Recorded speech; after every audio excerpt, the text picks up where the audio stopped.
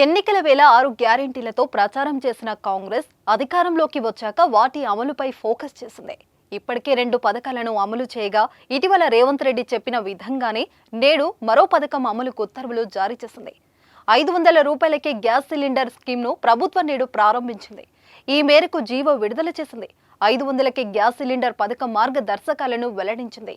Subsidy gas కోసం ప్రభుత్వం మొత్తం 3 షరతులను విధించింది. మీ బిజినెస్ విస్తరించాలనుకుంటున్నారా? మార్చి 16-17 హైటెక్స్ లో ఫ్రాంచైజ్ ఇండియా బిగ్గెస్ట్ ఫ్రో ఎక్స్పో.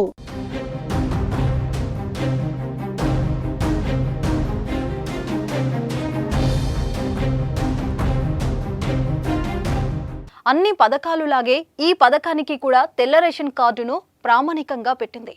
మొత్తం డబ్బు చెల్లించాక సబ్సిడీని ప్రభుత్వం రిటర్న్ చేయనుంది. 48 గంటల్లోనే వినియోగదారుల అకౌంట్లోకి సబ్సిడీ అమౌంట్ రిటర్న్ అవుతుంది.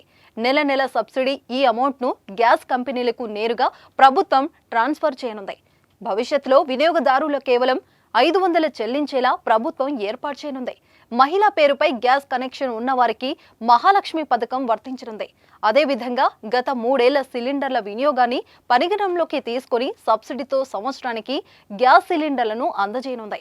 కుటుంబాలు గత 3 ఏళ్లలో ఉపయోగించిన గ్యాస్ సిలిండర్ల సగటును పరిగణనలోకి ప్రభుత్వం తీసుకోనుంది. అంటే మీరు సంవత్సరానికి ఎన్ని సిలిండర్లు వాడరే అన్న దానిపై లెక్కగట్టి దాని ఆధారంగా సిలిండర్లు అందించనుంది. గత 3 సంవత్సరాలలో మీరు ఏడాదికి 6 సిలిండర్లు వాడితే ఈ ఏడాది కూడా ఆ 6 సిలిండర్లనే అందించే అవకాశం ఉంది.